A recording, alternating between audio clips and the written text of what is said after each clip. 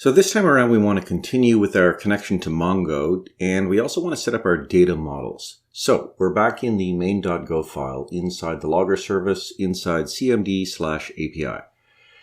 And back here in the main function, right now we've connected to Mongo, but of course we also want to disconnect from Mongo when this application exits for whatever reason. And to do that, we need a context. So create a context, better spell that right, in order to disconnect. Mongo needs one of those. So that's easy enough. So we'll create a variable ctx and cancel when we call context with timeout right there. And we'll give it the context from the background, context.background, which is always available to us. And our second parameter will be, say, 15 seconds. 15 times time.second. Okay, so that gives us our context and our cancel. Now, as usual, when you're working with a context, we'll defer, cancel, and then we'll close connection. So we'll defer using a function this way, defer func, and we'll check for an error. If error equals client.disconnect, and we hand that the context, which is why we created it, and then error is not equal to nil, we'll just say panic with the error, okay? And then down here, because we're using a function this way, we need those parentheses. Okay, so we have that. Now, the next thing we want to do is to go over to our data folder and create a new file in there. And we'll create a file called models.go. So new file, models.go. And of course, this will be in package data. And we want to create a variable, a package level variable called client, which is of type pointer to mongo.client. And then we want a new function, just like we did over in the one we were working with Postgres. So func new, and it will take one argument, mongo, which is a pointer to mongo.client, right there. And it returns a type that doesn't exist yet, called models. And we'll create that in a moment. Okay, so the first thing we'll do is just say client, our package level variable, is now equal to Mongo, which we received as a call to this. And we're going to return, again, a type that doesn't exist yet, models. And it has one field, log entry, which doesn't exist yet, but don't worry about that. Log entry. Okay, so that's our new function, and we need a comma there, of course.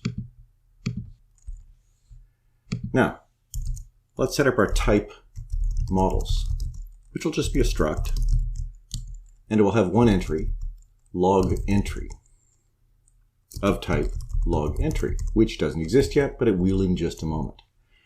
Now let's set up our type log entry. And of course, this is the type for all data stored in Mongo, because we're going to have one collection in Mongo, and it's pretty straightforward. So let's set up our type log entry, and it's just a struct. And we describe what's going to be in that collection in the Mongo database. Well, we have to have an ID, but because this is Mongo, that's not an int like it was over in Postgres. It's actually a string, at least in Go. And then we need to describe both the BSON and the JSON. BSON is the type used by Mongo, which I think stands for binary JSON. So we'll describe it, what's it called in Mongo.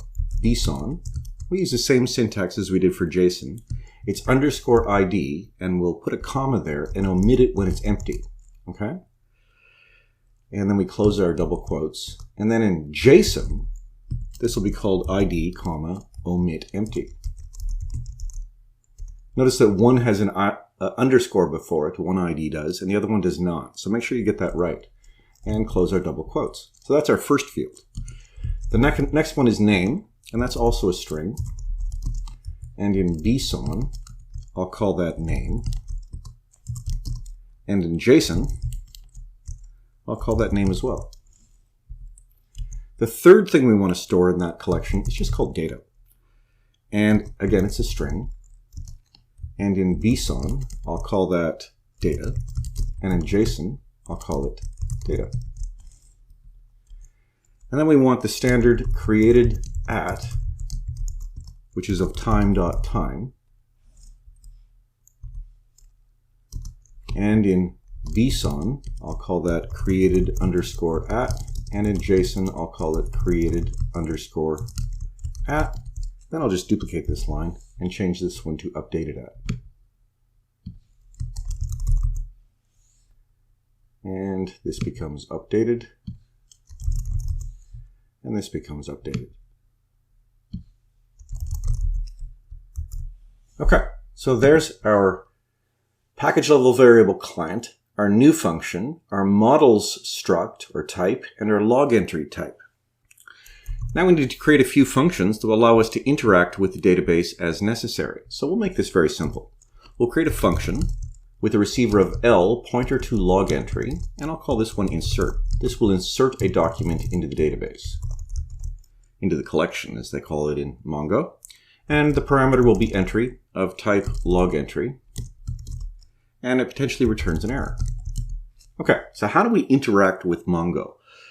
Well, the very first thing we need to do is to declare a variable named collection or something like that.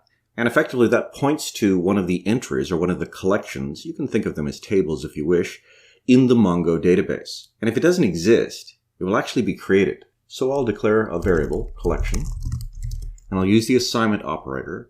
And from client, the package level variable that I have available to me and that was populated by the new function up there on line 12, client.database, and then I specify the name of the collection. I'm going to call mine logs because we're storing logs, and then dot collection, and then logs again.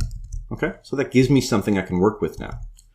So with that collection, I need to insert one. So I'm going to ignore the first return parameter that I don't care about, but I will check for an error when I call collection.insert1. We're inserting one thing into this collection. And we need some kind of context. So I'll use context.todo, which is just perfect for our purposes. And the second parameter is just a log entry. Okay? And then I use the curly brackets and specify the various fields within that. Okay? So the first one is name, and that comes from the parameter entry that I received as a call to this function, .name, not surprisingly.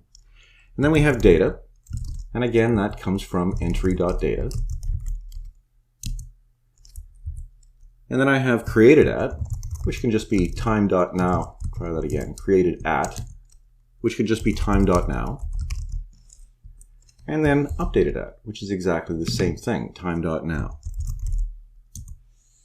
Okay. And then we check for an error. If error is not equal to nil, then I'll print out the error, log.println, and I'll give myself a little message, error inserting into logs, and just get whatever the error is, and then I'll return the error. Otherwise, I return nil. So as you can see, the syntax is different than working with an RDBMS like Postgres or MariaDB or MySQL or whatever, but it's not that much different. We're calling insert1, a method available on our collection that we created on line 34, and we specify the various fields, okay? So that's how we insert something. And of course, we also want to be able to get all the values in that collection. So let me give myself some room here. And let's create another function, func with a receiver L pointer to log entry. And I'll just call this one all. And it takes no parameters. We'll make this dead simple. And it returns a slice of pointers to log entry and potentially an error. And again, this time, before I create my collection, I'm going to create a context with timeout, okay? Just to make sure this doesn't spin forever. So CTX and cancel come from context.withTimeout, right there.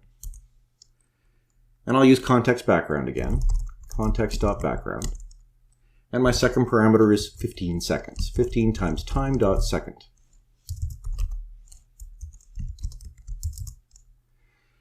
And I'll defer cancel in case things take longer than 15 seconds. Now I need my collection again, so I'll just copy this line from right here. Copy that and paste it here. Now I have a collection I can work with. But this time I want to specify specific options when I interact with this collection. So I'll create a variable called ops, and this is assigned the value of options.find right there. Okay, so we're going to be searching for things, and I'm also going to set the sort. What order do I want these things to come back in? Well, these are log entries, so maybe I'll sort them on created at descending. So ops dot set sort right there, and I'm going to give this, and here's where we get into some of the syntax that's very specific to Mongo, bson.d, and then double curly brackets, and inside of that I'll have created at, which is what it's called in the Mongo database. Then outside of the quotes, but before the double curly brackets, comma -1. There. So now I've set my sort. Now I'll declare a variable called cursor. Where am I in my current look at the database? And check for an error when I call collection, that variable we have from line 56, dot find, and again with the context, and I'll just use the context to do, context.todo. Then the second parameter is bson.d, and it needs the double curly brackets, and then I hand it the options. Okay, so an unusual syntax if you've never worked with it before, but we'll check for an error. If error is not equal to nil, then we'll say log.println, print out the error, finding all docs error, and whatever the error is. And I'll return nil because I don't have anything to return, and the error. But if I get past that, then I need to defer, just like you do when you're getting multiple rows from Postgres, defer, but in this case we defer cursor.close, and we hand that the parameter ctx that we declared right up there on line 56 or 53.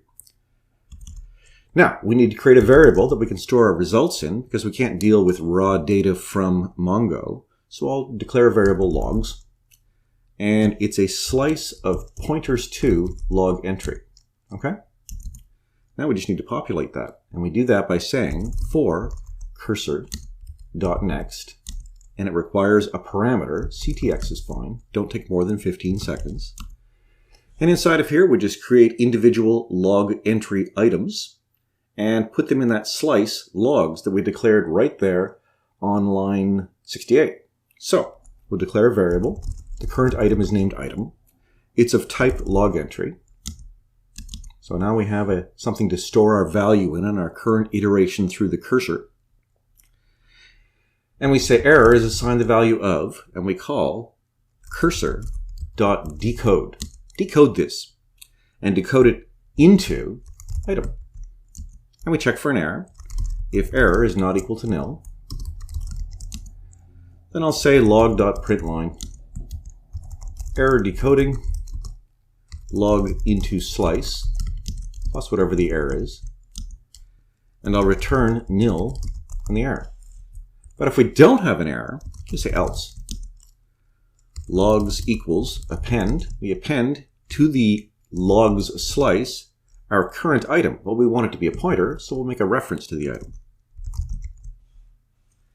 And once we're done all of that, if there are no errors, we return logs and nil.